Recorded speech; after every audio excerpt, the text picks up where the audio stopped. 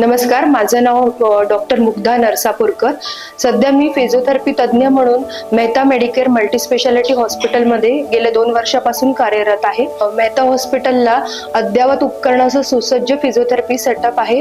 Patient या माझ्याकडे एक 8 ते 10 दिवसापूर्वी आल्या, ज्यांना की गुलिनबारी सिंड्रोम या नावाचा आजार झालेला होता। गुलिनबारी आजारामध्ये साधारणतः पेशंटला फ्लॅसिड पॅरालिसिस होतो, म्हणजे स्नायूंमध्ये कमजोरी येते आणि श्वसनाच्या स्नायूंमध्ये सुद्धा कमजोरी येते। त्यासाठी त्यांनी पुण्यात काही दिवस ट्रीटमेंट घेतली। डॉक्टरांच्या सल्ल्याने जे औषध उपचार चालू होते त्याच्यासोबत त्यांना फिजिओथेरपीची पण गरज होती।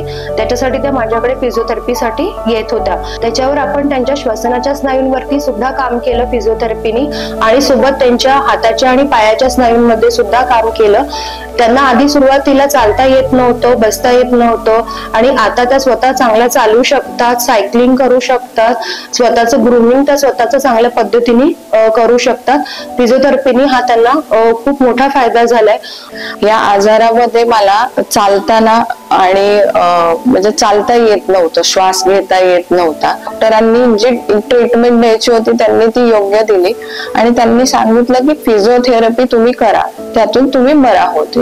आणि मी बारामतीत आल्यावर मग मी विचार केला, यांच्याशी बोलले की आता आपण बारामतीमध्ये पुण्यासारख्या आपल्याला इथे कुठे मिळणार। मग यांनी चौकशी केल्यावर Mehta Medicare multi specialist hospital या इथे मी आले।